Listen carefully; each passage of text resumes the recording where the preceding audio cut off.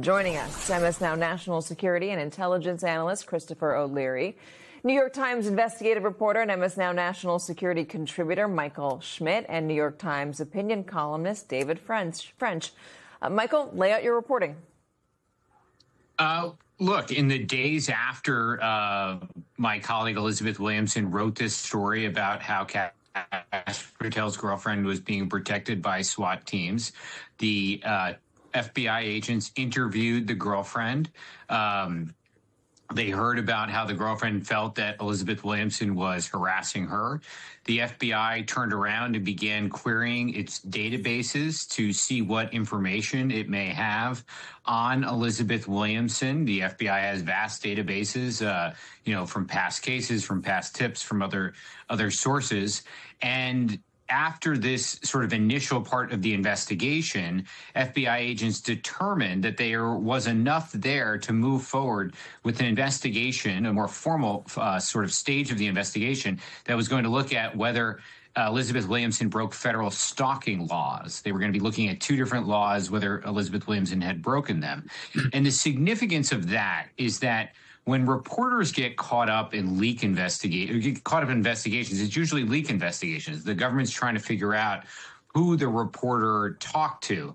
But in this instance, it was an attempt to look at whether the reporting, what is widely accepted as routine news gathering, First Amendment protected news gathering, whether that type of reporting was criminal.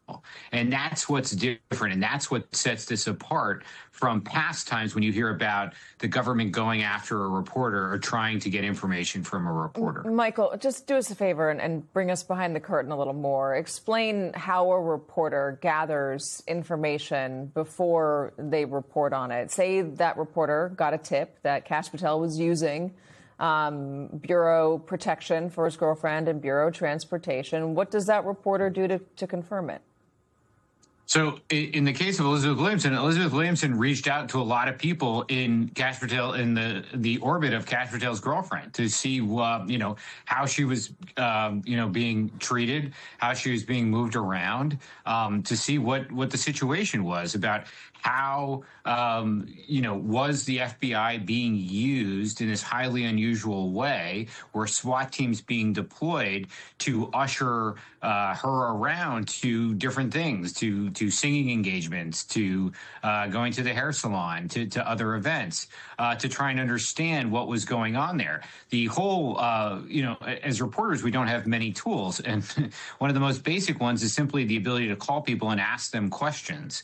And I realize that may not always be something that people enjoy, and people find reporters annoying, and they can even find reporters invasive. But that is not established in this country as criminal behavior. That is widely accepted news gathering. That is the basis of the free press, the ability to go out and simply ask questions. If reporters are worried that if they're going out and asking questions, that it's going to be criminalized, we talk a lot about chilling effects. That's more than a chilling effect. That is an authoritarian attempt to make it much more difficult to be a journalist in a free society in which we widely accept that journalism is sort of a bedrock part of the democracy. David, the good news here is that this never went anywhere. DOJ didn't pursue it. They called the reporting that she was being investigated false. But then there's the statement which includes this: while investigators were concerned about how the aggressive reporting techniques crossed lines of stalking, they're not pursuing the case. Am I wrong to read that as them saying, no, actually, we did investigate, but we decided not to investigate further?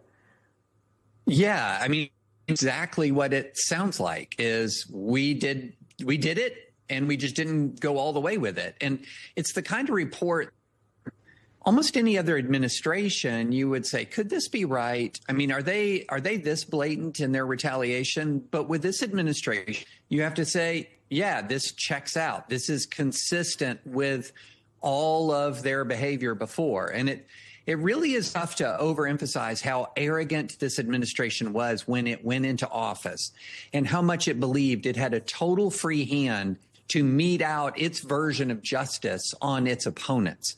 And In so doing, it completely misread its mandate, just completely read its mandate. The American people, aside from core MAGA-based people, did not elect him to do this. And this kind of behavior is one of the why his approval rating is now in some measures in the 30s in the aggregate and in the mid 30s in some polls.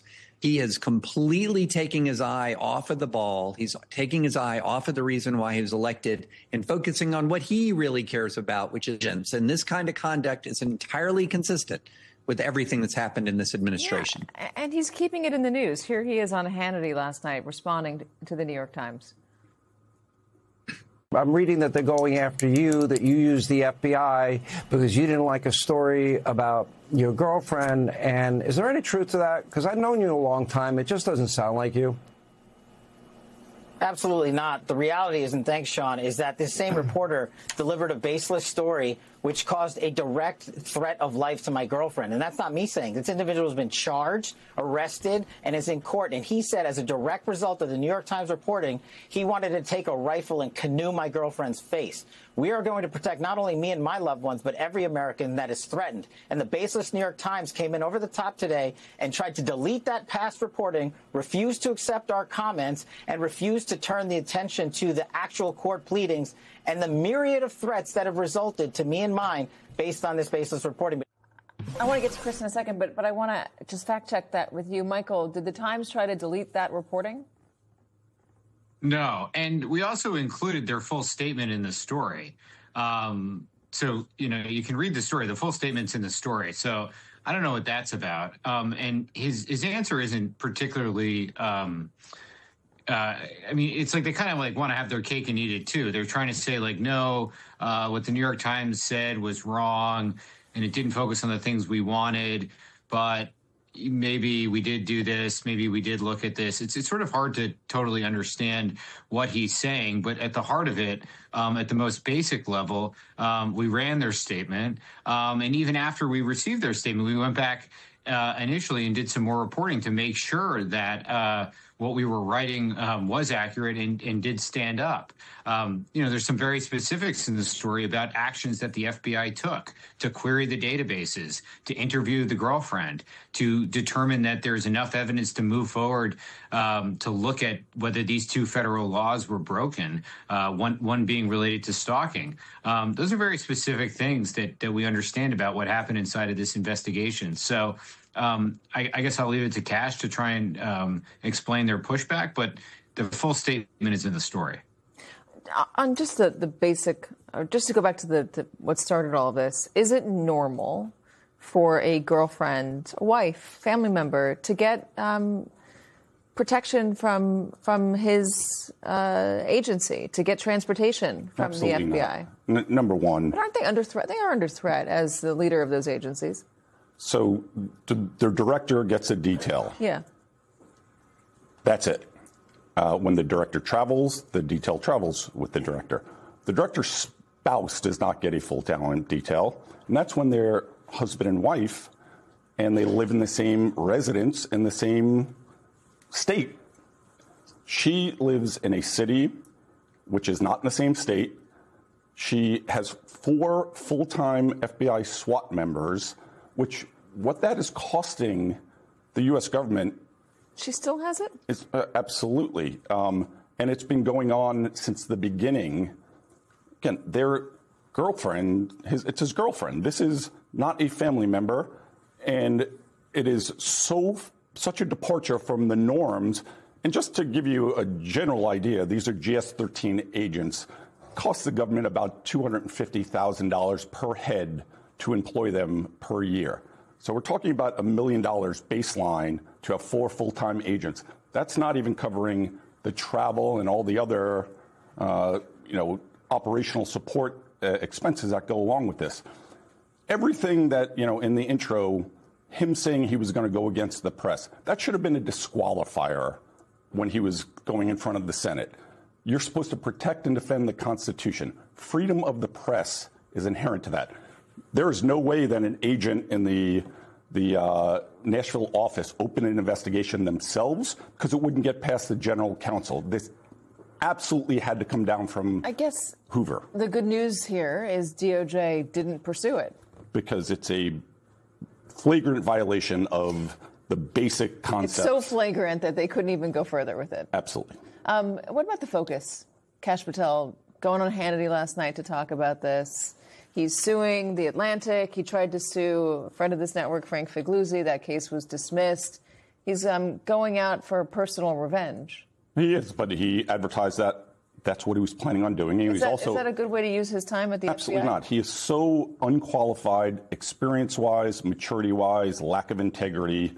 He's frankly, a seedy used car salesman who is in charge of one of the most important institutions in the U.S. government, which should be securing the nation, not damaging it.